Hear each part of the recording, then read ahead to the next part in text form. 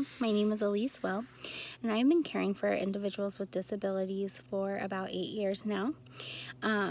It's added so much joy to my life, and I contribute it all mostly to a little boy with Down syndrome that I have worked with since about in 2012. He's incredibly sweet, and he and I just have this special bond and special language that we just know. It didn't take me long to understand that all people with Down syndrome or any disability really want is to be loved and to be happy and treated just like everyone else. I made up my goal every day to do that, and I have to convince other people to do the same.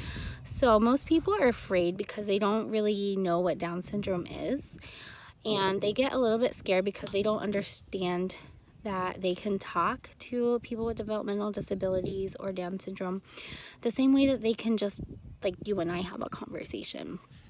So I always like to just kind of throw those few out there. So what is Down syndrome?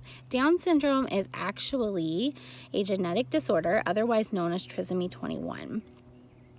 It is when the regular male and female chromosomes, like whenever they divide in half, the egg or the sperm cell will actually keep both copies of chromosome 46. So it's just that one or the other. So just the male or the female will keep both copies instead of splitting it in half. So that makes the 21st chromosome actually have 3 chromosomes instead of the normal 2, which means that there's an extra chromosome attached to every single cell in the body, which is kind of cool. So it actually causes, this part isn't that cool, but it actually causes birth defects, intellectual disabilities, distinct facial features, heart defects, visual and hearing impairments, I don't know what that was. But not every single person with Down syndrome will experience all of those things. And each person will have their own severity of Down syndrome. So because there are so many health risks associated with Down syndrome, therapy is a huge, crucial piece in most individuals with Down syndrome's lives to keep them or to help them thrive on their own, basically. So therapies such as early intervention, occupational therapy, speech therapy, physical therapy, and even animal therapy can help. So each of these therapies will help individuals with Down syndrome learn how to do things like talk, crawl, walk, jump, balance, and even learn to calm themselves on their own.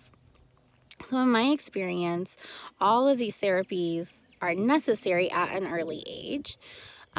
So what we need to do is make sure that individuals with Down syndrome are provided all of these tools, basically, so that they can learn how to do things on their own and be functioning citizens, because they are fully capable of it, but they also need for people to understand that and to help them.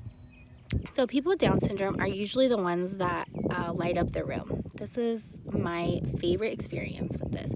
And I could go on for days talking about this. But they have the biggest hearts, and they are seriously, they love to be the center of attention. They love to be the one in the room that is, carrying on the party.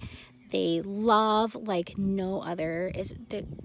Seriously, they're amazing. And it's so easy to just ignore them. And all they really want is to be included and part of our huge world. So what I'm saying here is that it's really simple to include people with Down syndrome into your everyday life. You'll have so much more fun and happiness in your life because of this.